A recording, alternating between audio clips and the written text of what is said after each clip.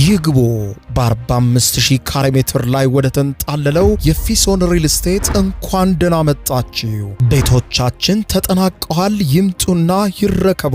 በተንጣለለው የፊሶን መንደር ታውን ሃውስ፣ ቪላና አፓርትመንት እንደ ምርጫው አቀርበናል። ዘመናዊና ቅንጡ አፓርትመንቶቻችን ከባለ 1 እስከ ባለ 3 መኝታ ተሰናድተዋል። እርሶን ይጠብቃሉ።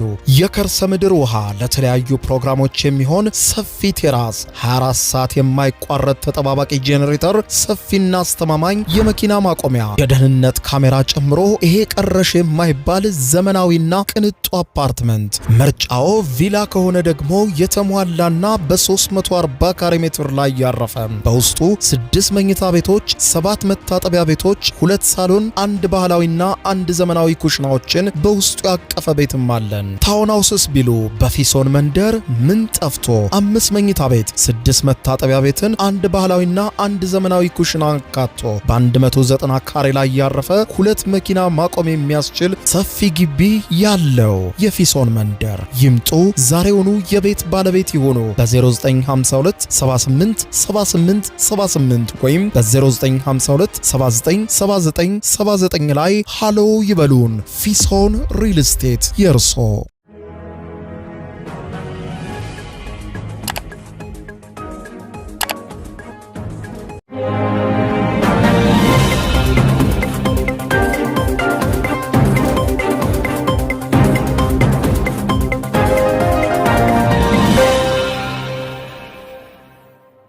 ጤና ይስጥልኝ ክቡራትና ክቡራን የዩቲዩብ ቻናል ቤተሰቦች፣ የመካከለኛው ምስራቅን በተመለከተ ሰበር መረጃዎች ወጥተዋል።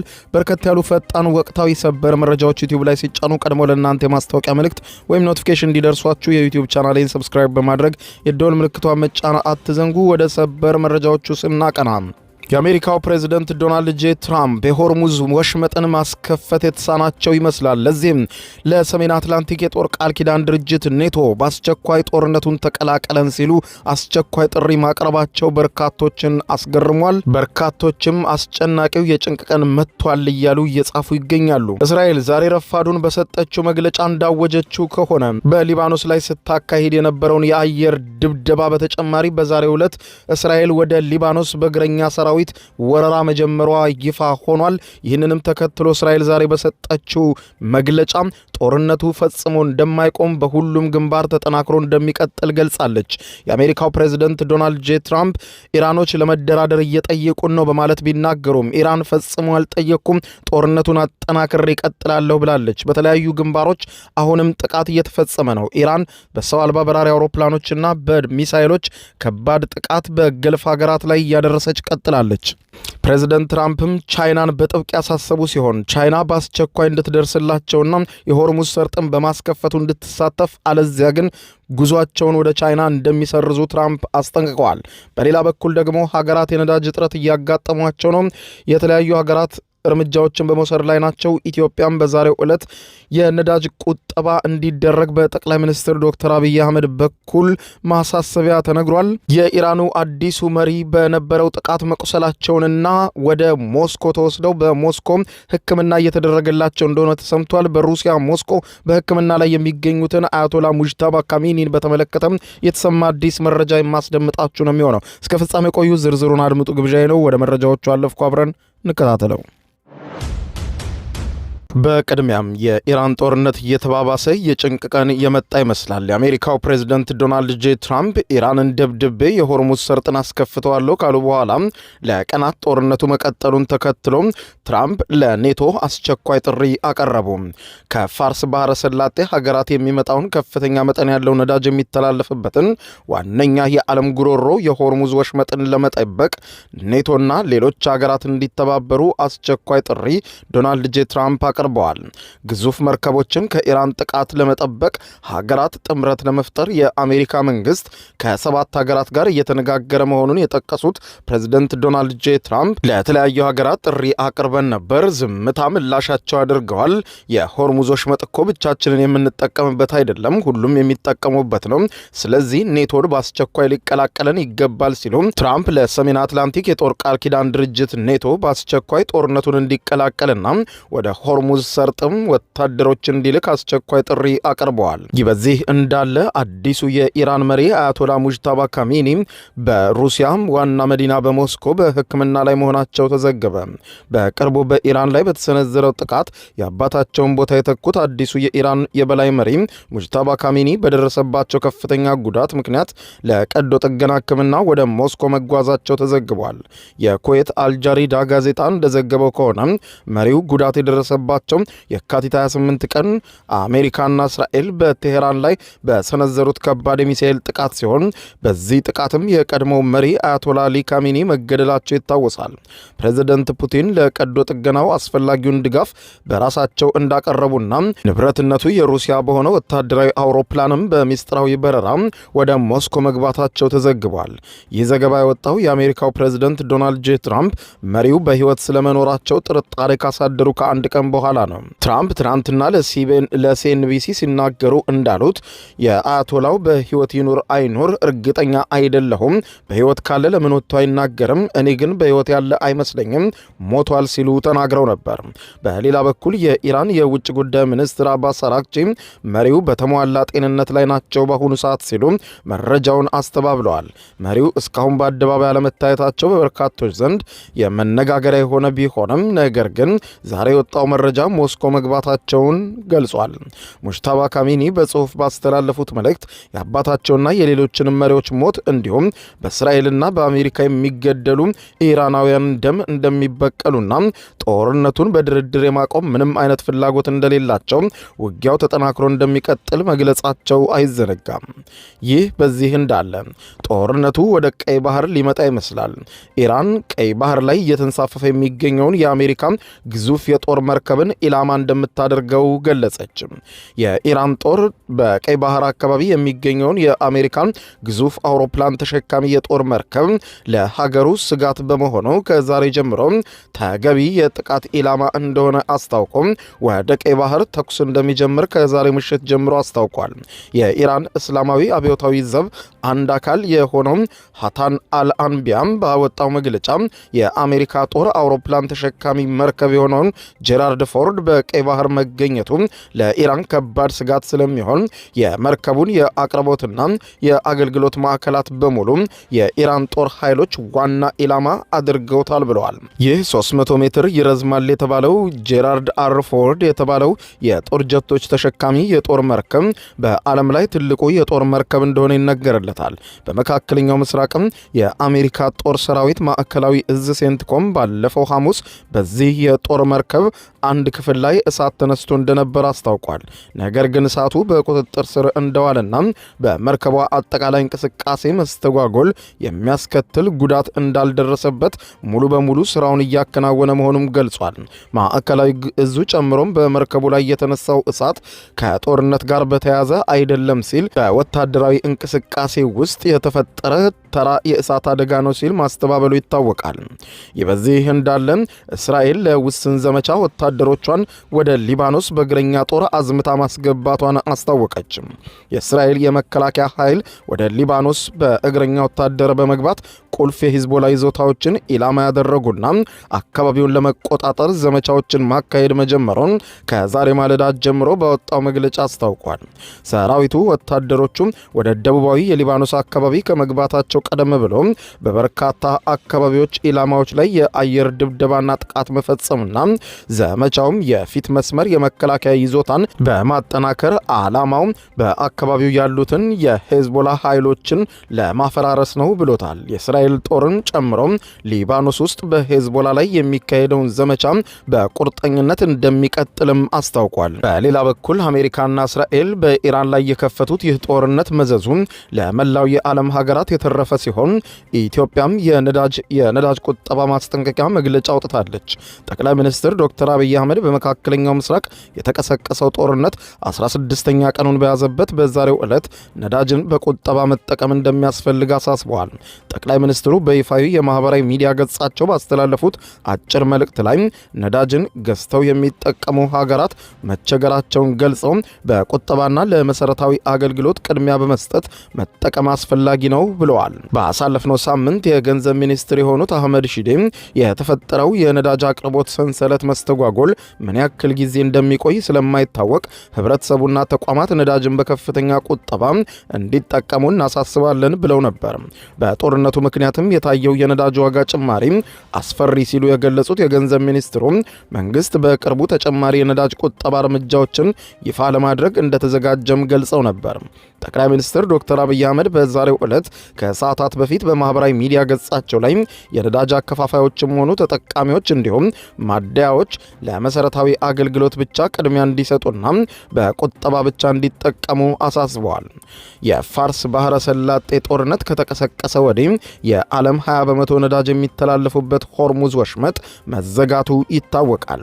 ይህንንም ተከትሎ የዓለም አቀፉ የኢነርጂ ኤጀንሲ ከፍተኛ መጠን ያለውን ነዳጅ ክምችት በማውጣት ለእስያ እንዲሁም ለኦሺኒያ ሀገራት በዛሬው ዕለት እንደሚያከፋፍል መግለጹ አይዘነጋም። የሆርሙዝ ወሽመጥን በአንድ ቀን አስከፍተዋለሁ ያሉት የአሜሪካው ፕሬዝደንት ዶናልድ ጄ ትራምፕ ወሽመጡ ተዘግቶ 16ኛ ቀን መቆጠሩን ተከትሎ ለቻይና አስቸኳይ ጥሪም በዛሬው ዕለት ማቅረባቸው ተዘግቧል።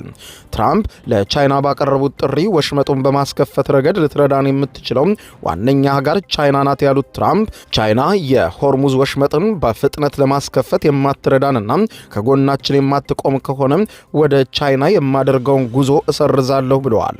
ፕሬዝደንት ትራምፕ በዚህ ወር መጨረሻ ወደ ቻይና ሊያደርጉት የነበረው ታሪካዊ ጉብኝትን ቻይና የሆርሙዝ የባህር ወሽመጥን ለማስከፈት ካልተባበረች ሊያራዝሙት አሊያም ሊሰርዙት እንደሚችሉ ገልጸዋል። ትራምፕ ከቻይናው መሪ ዢ ጂንፒንግ ጋር ሊያደርጉት ከታቀደው የሁለት ሳምንት ጉባኤ በፊት ግልጽ የሆነ አቋም እንደሚፈልጉ ለቻይና ጥያቄ ያቀረቡ ሲሆን ቻይና 90 በመቶ ነዳጇን የምታገኘው በዚህ መስመር በመሆኑ መተባበሩ ለራሷም ቢሆን ጥቅም እንዳለው ተነግረዋል።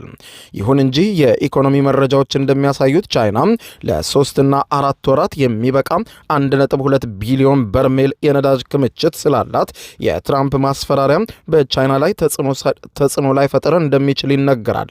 ይህም ብቻ ሳይሆን ኢራንም በአካባቢው አያልፉም ያልኩት የአሜሪካና የእስራኤል ነዳጅ ታንከሮችና ከእስራኤልና አሜሪካ ጋር ንክኪ ያላቸው ሀገሮች እንጂ ሩሲያና ቻይና ኮርተው በቀጠናው ማለፍ ይችላሉ ስትል ያወጣቸው መግለጫ ቻይናን ጨምሮ ሌሎችም ሀገራት ከአሜሪካ ጎን እንዳይቆሙ ከፍተኛ ተግዳሮት አጭሯል። በተያያዘ ዜና እስራኤል በኢራን ላይ የከፈተችውን ጦርነት ለቀጣይ 3 ሳምንታት እንዳራዘመችው ገልጻለች። የእስራኤል መከላከያ ሰራዊት አይዲኤፍ ቃል አቀባይ ብርጋዴር ጀነራል ኤፊ ዴፍሪን በዛሬው ዕለት ረፋዱን በሰጡት መግለጫ እንደገለጹት ከሆነ እስራኤል በኢራን ላይ የጀመረችውን ወታደራዊ ዘመቻ ቢያንስ ለሚቀጥሉት 3 ሳምንታት አጠናክራ ትቀጥላለች ብለዋል።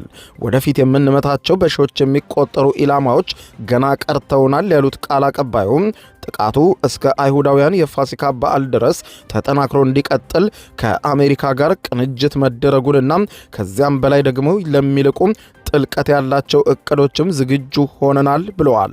እስካሁን ባለው ጦርነት የእስራኤል አየር ኃይል ከ400 በላይ የጥቃት ማዕበሎችን በኢራን ላይ ሰንዝሯል በማለት የጠቀሱ ሲሆን አሁንም የኢራን ሚሳኤል ክምችቶችና ወታደራዊ መሰረተ ልማቶችም የማውደሙ ስራ ተጠናክሮ ይቀጥላል ብለዋል። በእስራኤል ወታደራዊና ደህንነት መረጃ መሰረት ጦርነቱ ከተጀመረበት የካቲት 1 ቀን 2018 ዓ.ም ጀምሮ ባሉት ጥቂት ሳምንታት ውስጥ ከ6000 በላይ የኢራን አብዮታዊ ዘብ አባላትን ገድያለሁ ያለው የእስራኤል ጦር 15000 የሚሆኑትን ደግሞ አቁስያለሁ ሲል ገልጿል። የእስራኤል አየር ኃይል ከ10000 በላይ ጥይቶችንና ፈንጂዎችን በኢራን ላይ የጣለ ሲሆን አሁን ላይ ጥቃቱ ወታደራዊ ተቋማትን አልፎ የደህንነትና የመከላከያ ኢንዱስትሪዎች ላይ ያነጣጠረ ጥቃት ነው እየተፈጸመ ያለው ብሏል። በሌላ በኩል የአሜሪካ የኢነርጂ ሚኒስትር ክሪስ ራይት በአሜሪካና በኢራን መካከል ያለውን ግጭት በሚቀጥሉት ጥቂት ሳምንታት ውስጥ ሊያበቃ እንደሚችልና ይህም ደግሞ በዓለም አቀፍ የነዳጅ አቅርቦት ላይ እንዲመለስና ዋጋው እንዲቀንስ እንደሚያደርግ ተስፋቸውን ገልጸ የነበረ ቢሆንም እስራኤል ግን ይህ ፈጽሞ የማይታሰብ ብለዋለች።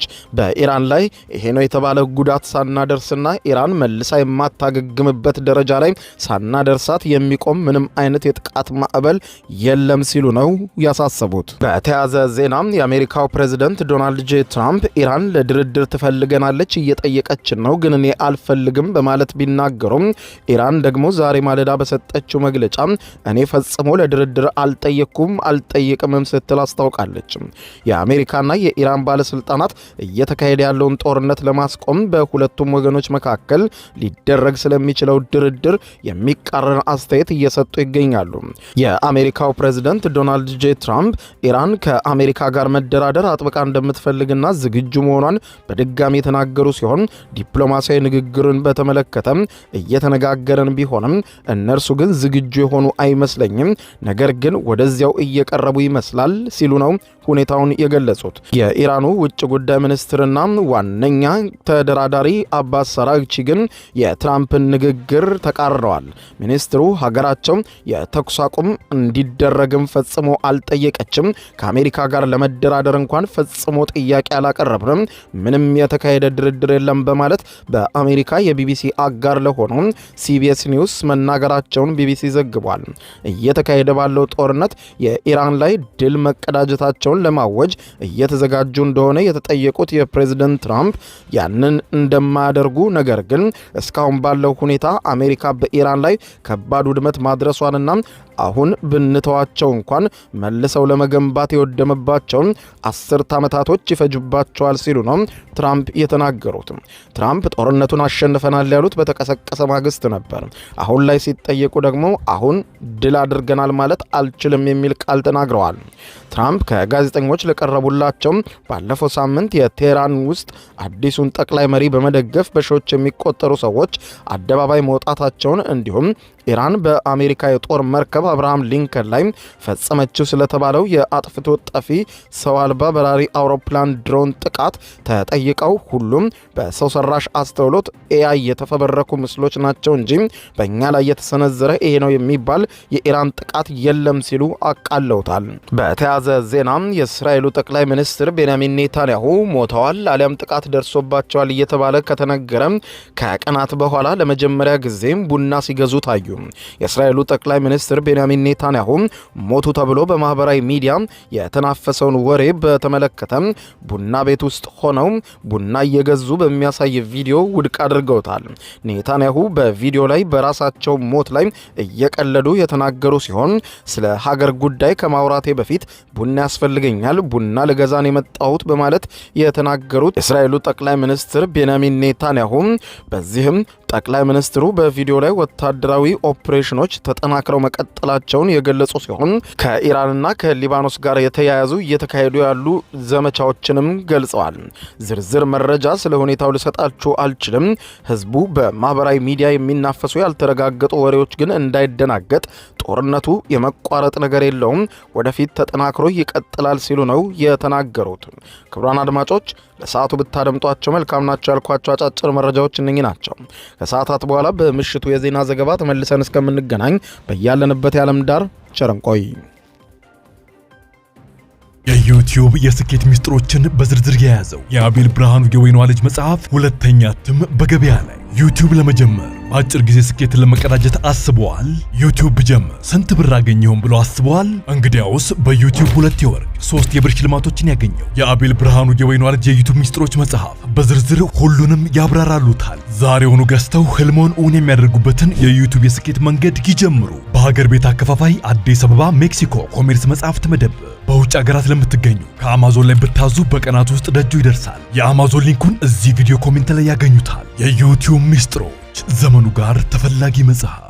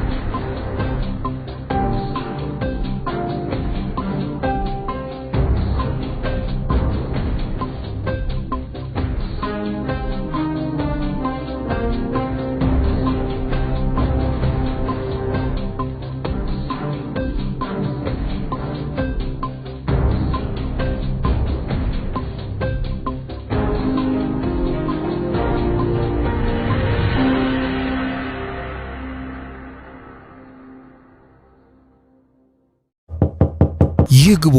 በ45000 ካሬ ሜትር ላይ ወደ ተንጣለለው የፊሶን ሪል ስቴት እንኳን ደህና መጣችሁ።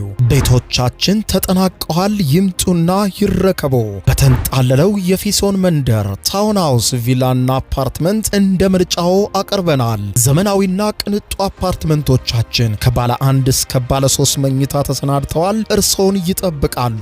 የከርሰ ምድር ውሃ፣ ለተለያዩ ፕሮግራሞች የሚሆን ሰፊ ቴራስ፣ 24 ሰዓት የማይቋረጥ ተጠባባቂ ጄኔሬተር፣ ሰፊና አስተማማኝ የመኪና ማቆሚያ፣ የደህንነት ካሜራ ጨምሮ ይሄ ቀረሽ የማይባል ዘመናዊና ቅንጡ አፓርትመንት። ምርጫው ቪላ ከሆነ ደግሞ የተሟላና በ340 ካሬ ሜትር ላይ ያረፈ በውስጡ 6 መኝታ ቤቶች፣ 7 መታጠቢያ ቤቶች፣ 2 ሳሎን፣ 1 ባህላዊና 1 ዘመናዊ ኩሽናዎችን በውስጡ ያቀፈ ቤትም አለን። ታውን ሃውስስ ቢሉ በፊሶን መንደር ምን ጠፍቶ 5 መኝታ ቤት፣ 6 መታጠቢያ ቤትን፣ 1 ባህላዊና 1 ዘመናዊ ኩሽና አካቶ በ190 ካሬ ላይ ያረፈ 2 መኪና ማቆም የሚያስችል ሰፊ ግቢ ያለው የፊሶን መንደር። ይምጡ፣ ዛሬውኑ የቤት ባለቤት ይሁኑ። በ0952 78 78 78 ወይም በ0952 79 79 79 ላይ ሃሎ ይበሉን። ፊሶን ሪል ስቴት የርሶ